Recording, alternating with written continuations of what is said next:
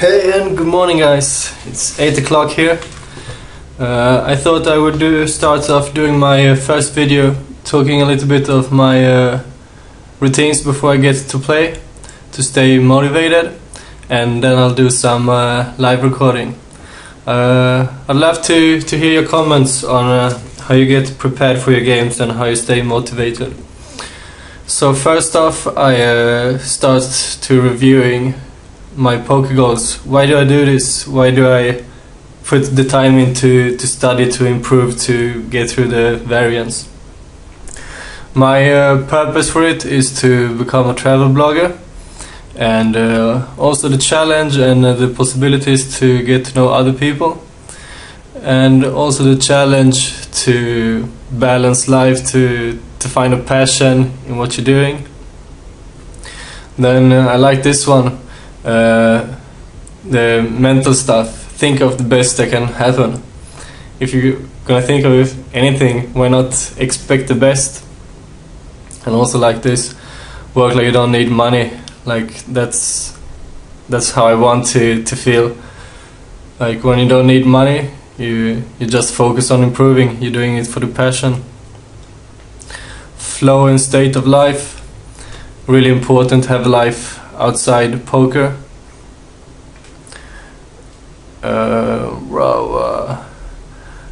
And this one, I like this one also. Look at how far you come instead of how far you have left, because I think it's pretty motivating to think that you've beaten some stakes, you've done some improvement. You may be at the top 5 that's making some decent money, or top 10% that's winning players. So yeah, be proud of yourself for what you achieved so far. Then I go over to my diary and look through what I've taken notes of yesterday, because I play in the morning and then in the afternoon I review my game and take notes and everything. And this is what I look at before I get started, to get into the right mindset and know what to focus on when I'm playing. So here it says, I follow my instinct, see a fold as a win. This is a quote from what's his name? Bjorny. I think it's a really good quote. And yeah, go on. Yesterday I felt about a little bit tilted about fish sucking out and so on, and then I made this mental hand history for myself to get through it. And I like this this part. I say here, it's understandable that you get tilted by a variance, but if you're just playing for one day, that's understandable. But if you're playing for the long run, doesn't matter, it will even out. What more?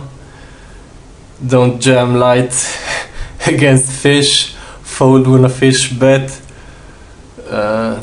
Play the hand like it's folding out. Don't think forward, don't think backward, don't think what can happen or what did happen before. If you have ace and flop is pretty wet, turn gets even wetter, and villain and donk jams river, you have to fold your ace. You can't think of pre-flop or what happened before. Then this one is really important. I'm struggling with this one. That fish, they don't understand position, board structure, bet size, obvious lines, ranges, hand reading. So don't try to think logic when I'm playing fish. Think like a fish. Oh, he says he has top pair out of position on king 4-2. He donk jams. Yeah, that's it. Total normal. Patience. Don't take the matches personally. Just play like I'm playing a computer.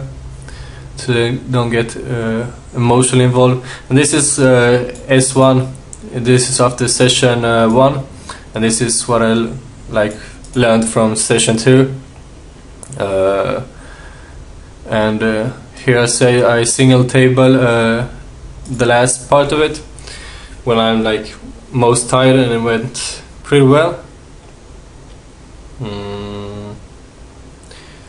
What more?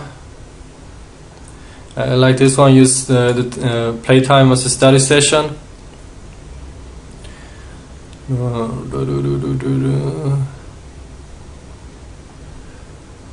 Yeah, I like this one. Strategy giving me confidence in my game, which lowers the stress from the variance. So the more you study, the more you, feel good about your game, so you don't have to worry all the time about the fuck did I play it wrong or not. Alright, after that I'll go into reviewing some hands in Holy Manager. I have this full tilt layout and shortcuts to be able to get the most of it and quickest possible. So like here, alright, I see a bit, yeah, it could be alright, pretty dry board. I don't want to get floated by Jack 10, Queen 10 or something. And he check raises a lot. I don't know, like, would you really check raise King X, and why? Because he's a thinking player, he's a reg.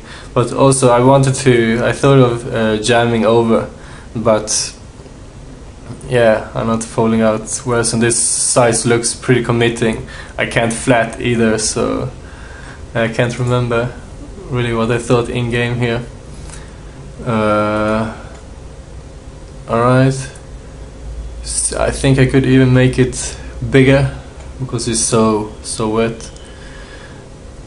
And here, yeah, I think this is okay for value and to not get dunked off the best hand on river. And then it check raises and it's like, fuck yes, 7x, but I don't think I can fold with that many out in this short. See here what happens here. Oh fuck. Yeah, I think I marked this because I was thinking, what if he would check raise me here? And yeah, I think I had to fold because they don't check raise that light fishes. 33%. Yeah, we don't have great equity against draws either, so yeah, I think a fold is reasonable. And so I go on reviewing like for 15-20 minutes and then taking notes of what I think of. When I've looked through the hands, I copy the most interesting of them and I post them on 2+2 or send to a friend on Skype to get someone to have a second view of them, and talking alternative lines and strategies, what to consider and so on, which I think is really important because you don't get too much out of studying it of your own. Okay, you can find common leaks or spots you're uncertain of, but you need someone else to have a look at it to see if your thought process is good or not. Alright guys, here we go. Just showing you how I approach the game. Here are my notes for what to focus on. Just see a bit is smaller. And I have my HUD set. It shouldn't show any stats until it has 10 hands, because I want to really focus what's going on than the 10 first hands. So here check, because I don't think he can have much to call with. and my hand isn't that vulnerable. Ace, I don't see any point of betting here. What do I accomplish? Make him fold. Let's give him a chance to rep the ace. 40, yeah, whatever. And what are we doing? I think give him last chance to bluff. What? He has ace and he doesn't value bet. Nice hand, sir. So a total fish, 3-bet call, ace-3 offsuit, doesn't bluff, flop,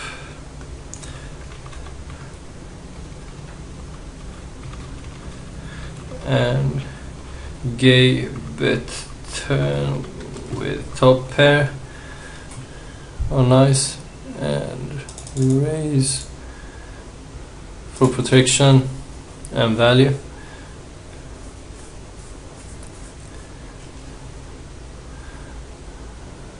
Against draws. If you bet here, I fold. Oh, good. What can we get value from? Not much. 3x, whereas 9x missed draws. I think we can check behind here. Yeah. We top pair and doesn't value bet river. What did you do here? You check call, flush draw. Check call, flush draw. Doesn't two-barrel showdown. Check call, set, check, and push river 7-4 suited out of position. Alright, we get value here, maybe. No. I think we can check this behind against fish because they don't see it as strong. So he doesn't open a lot, but he plays quite a lot out of position, and he never check raise and doesn't donk bet. So check raise here, please. No.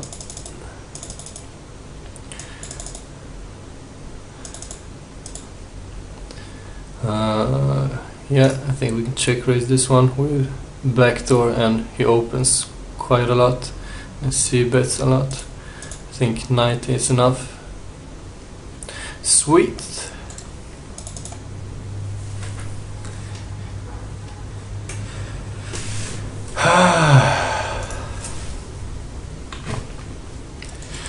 Alright, jam. Sweet.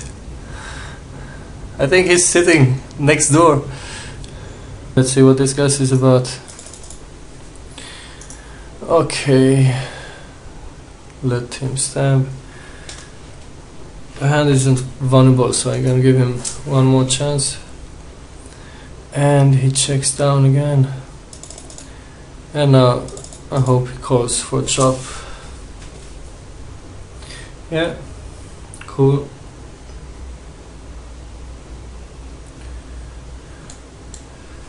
So you limp, Queen 7 offsuit, and don't bluff, dry, flop. So I guess you're pretty passive, yeah? Passive. Ludus 65. Oh. Alright, you don't bluff. I'll let you catch up a bit. Oh, sweet, 100. Can't see any point of check raising here, it's too dry. Alright, not much changed. And you jam, cool. Sweet. So, let's see what happens. I'll see, but it's a little bit bigger for all the draws. Ain't gonna check raise me, right? No. And I think he would fold a lot when I barrel this one.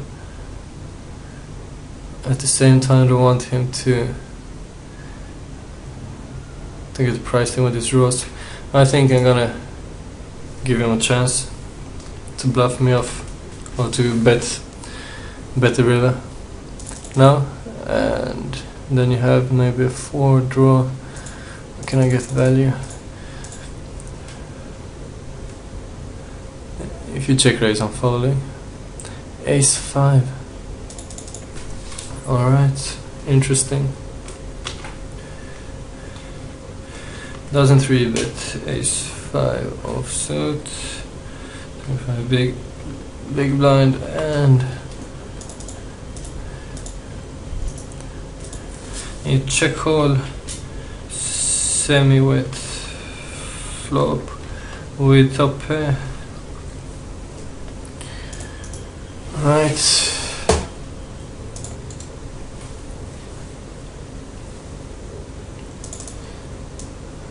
Three, but 20%. Interesting. He knows this should hit my calling range, and he thinks, and he bets. If you would have a better hand, I think he would bet out pretty quickly and bigger. So I think I can jam here to rip. I would 10x play 8x, yeah, and jamming with 2 overs and gut shot. Cool. So you have a timing tell and a bet size tell in 3-bet pots. I just open jamming this, and what you gonna do? Pretty standard, and we hit, of course. Not this time. I think I can limp this. At the same time, I think I could raise it, because he just won a big pot, so he might want to play more passive, and this is just committing. It's just stupid of him. I would never call that with any hand except the nuts.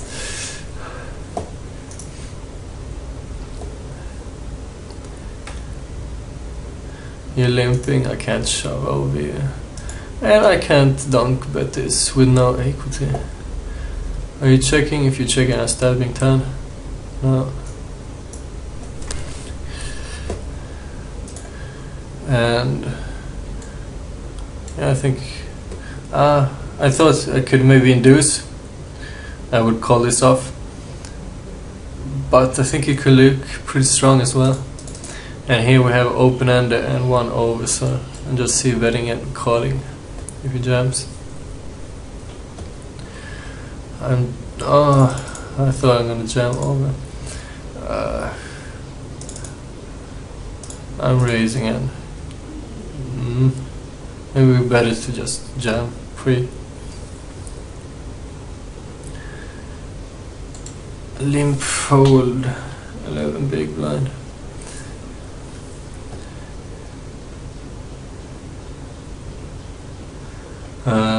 I opened the ace queen because I think he 3-bets enough for it to be profitable. If this were a villain that called open jams light with like king 8 suited or something, I would just open jam it instead.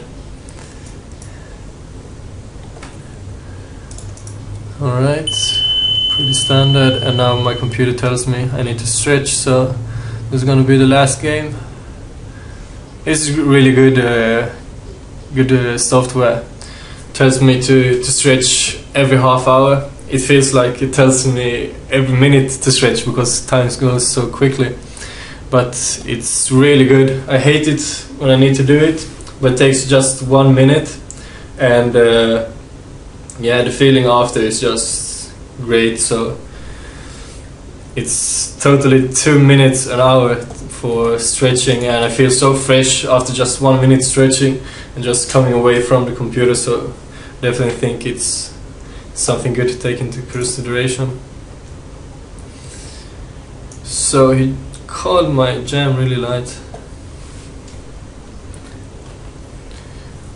which is interesting for a rig. And raise, fold, and see, but I think I would check jam King X here, and I'm gonna fold.